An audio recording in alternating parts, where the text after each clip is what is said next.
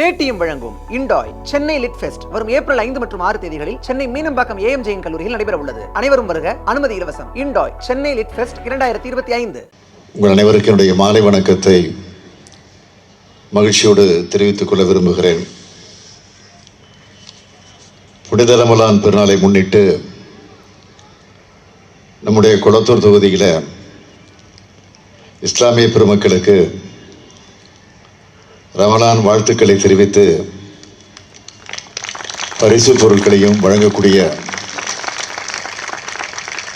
ஒரு சிறப்பான நிகழ்ச்சியை ஆண்டுதோறும் நாம் நடத்தி கொண்டிருக்கிறோம். அந்த நிலையில் இன்று நடைபெற்றுக் கொண்டிருக்கக்கூடிய இந்த இணையதொரு நிகழ்ச்சியில நானும் பங்கேற்று உங்கள் அனைவரையும் சந்தித்து உங்களுக்கெல்லாம் வாழ்த்து சொல்லக்கூடிய நல்ல வாய்ப்பை எனக்கு ஏற்படுத்தி தந்திருக்கக்கூடிய நம்முடைய மாவட்ட கழகத்துடைய செயலாளர் செயல் வீரர் சேகர்பாபு அவர்களுக்கும் இந்த வட்டாரத்தினுடைய கழக நிர்வாகிகளுக்கும் இஸ்லாமிய பெருமக்களுக்கும் என்னுடைய இதயபூர்வமான நன்றியை வணக்கத்தை நான் தெரிவித்துக் கொள்ள விரும்புகிறேன்.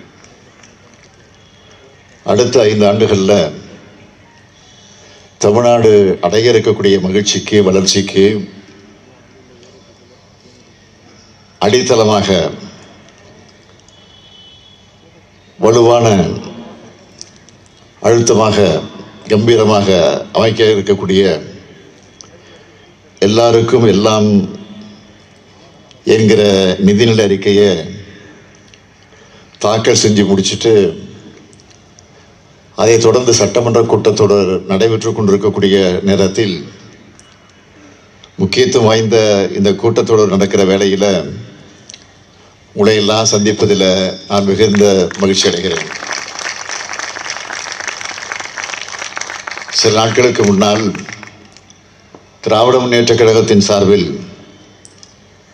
துணை அமைப்புகளில் ஒன்றாக இருக்கக்கூடிய சிறுபான்மையினர் நலப்பிரிவு ஏற்பாடு செய்திருந்த இப்தார் விழாவில் நான் கலந்து கொண்டேன்.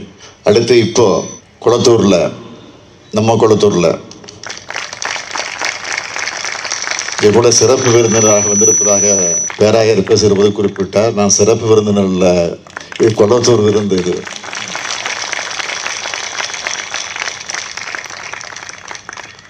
எனவே இப்போ இன்றைக்கு இந்த கொளத்தூரில் நடைபெற்றுக் கொண்டிருக்கக்கூடிய ஒருவருக்கொருவர் நலம் செய்வோம், உள்ளத்து அன்பால் ஒளி செய்வோம் என்னும் இந்த ரமலான் நிகழ்ச்சியில நான் பங்கெடுத்திருக்கிறேன். இன்னைக்கு நேரத்தில் கடந்த 10 ஆண்டு காலமாக ஒவ்வொரு ஆண்டும் இந்த விழா நடைபெற்றுக் கொண்டிருக்கிறது. 2500 பேருக்கு ரமலான் பரிசுகளை வழங்கி அன்பை பரிமாறிக்கொள்ளக்கூடிய விழாவாக, நம்முடைய சகோதரத்துவ உணர்வை வெளிப்படுத்தக்கூடிய விழாவாக இது அமைந்திருக்கிறது. நமக்கு பக்கத்தில் ஒருத்தர் பசியோடு இருக்கும்போது நாம் மட்டும் வயிறு நிறைய சாப்பிடக்கூடாது.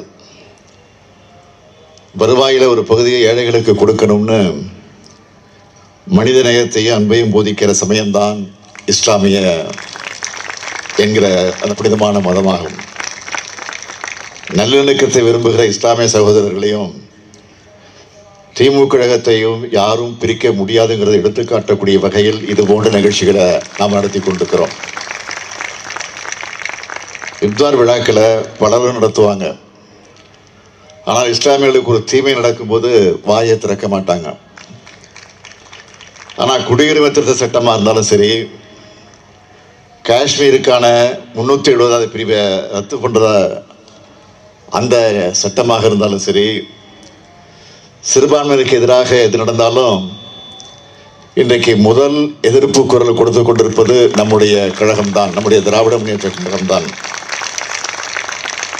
இப்போ கூட வக்ஃப் சட்ட திருத்த மசோதாவுக்கு எதிராக கடந்த ஆகஸ்ட் மாதத்திலிருந்து நாடாளுமன்றத்திலையும் நாடாளுமன்ற கூட்டுக்குழுவிலையும் திராவிட முன்னேற்ற கழகத்தின் சார்பில் நாம் குரல் தொடர்ந்து எழுப்பிக் கொண்டிருக்கிறோம்.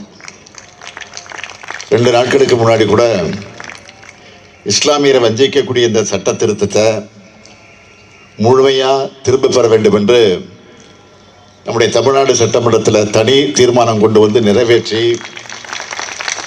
நம்ம அரசுடைய நிலைப்பாட்டை நாம் தெளிவாக அறிவித்திருக்கிறோம். இந்த தீர்மானத்தை தமிழ்நாட்டில் மட்டும் இல்லை, இந்திய அளவிலையும் உலக அளவிலையும் இருக்கக்கூடிய பல்வேறு இந்திய முஸ்லீம் அமைப்புகள் வாழ்த்தி கொண்டிருக்கிறாங்க, நம்மை பாராட்டி கொண்டிருக்கிறாங்க. ஆனால் தீர்மானத்தில் கூட மாண்புமிகு எதிர்க்கட்சித் தலைவராக இருக்கக்கூடிய எடப்பாடி பழனிசாமி அவர்கள் கலந்து கொள்ளல. ஏன்னு உங்களுக்கு தெரியும். இரவோடு இரவாக திட்டம் தீட்டி விடியற் காலை யாருக்கும் தெரியாம விமானத்தை பிடிச்சு டெல்லிக்கு போனார் ஒருத்தர். அவர் தான் எதிர்க்கட்சி தலைவர். இந்த சட்டத்தை கொண்டு வர போற அமித்ஷாவை சந்திச்சிருக்கிறார். இதுதான் முக்கியம். மறுநாள் இந்த தீர்மானத்தை நம்ம கொண்டு வர போறோம் தெரிஞ்சும் அவர் சட்டமன்றத்துக்கு வரல. இன்றைக்கு பிரதான எதிர்க்கட்சி யாருன்னு கேட்டீங்கன்னா அதிமுக தான். இதில் ஒரு வேடிக்கை என்னன்னு கேட்டீங்கன்னா, இன்றைக்கு கூட மாலையில் பத்திரிகையில் நீங்கள் பார்த்துருக்கலாம். அடுத்து நாங்கள் தான் ஆளுங்கட்சின்னு சொல்லிக்கிட்டு இருந்தார் யார்? எதிர்க்கட்சி தலைவராக இருக்கக்கூடிய எடப்பாடி பழனிசாமி அவர்கள். இன்னைக்கு ஒருத்தருக்கு பதில் சொல்வதற்காக அவர் ஒரு பேட்டி தந்திருக்கிறார், நாங்கள் தான் அடுத்த எதிர்க்கட்சின்னு.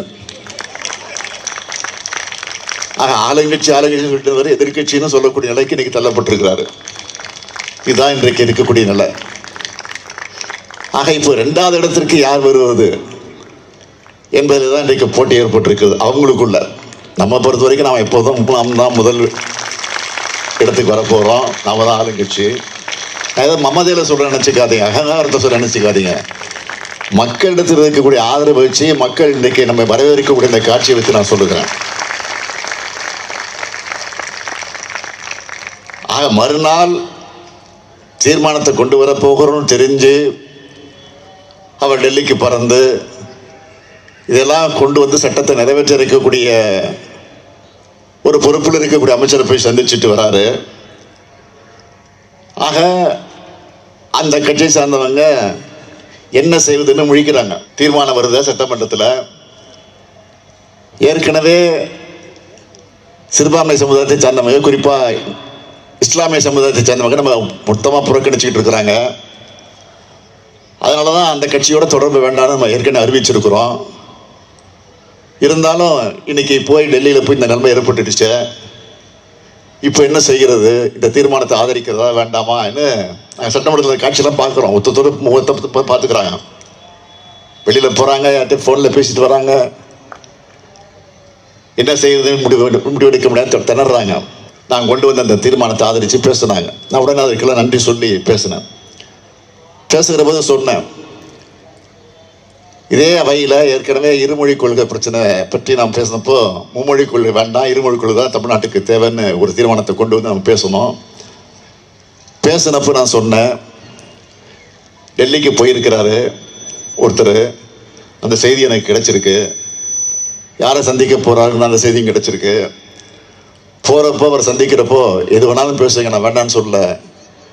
நீங்கள் கூட்டணி அமைக்கிறீங்களோ அமைக்கல, அது உங்கள் பிரச்சனை, உங்கள் சொந்த பிரச்சனை, உங்கள் கட்சி பிரச்சனை, அது எனக்கு சம்மந்தம் இல்லை. ஆனால் தமிழ்நாட்டு பிரச்சனையாக இருக்கக்கூடிய இருமொழி கொள்கையை பற்றி கொஞ்சம் வலியுறுத்தி பேசிட்டு வாங்க. நீங்கள் இங்கே ஆதரிச்சா மட்டும் பத்தாது, பேசிட்டு வாங்கன்னு நான் சொன்னேன். அவரும் பேசிட்டு மறுநாள் சென்னைக்கு திரும்பி இருக்கிறாரு. விமான நிலையத்தில் நிருபர்கள் கேட்டிருக்கிறாங்க,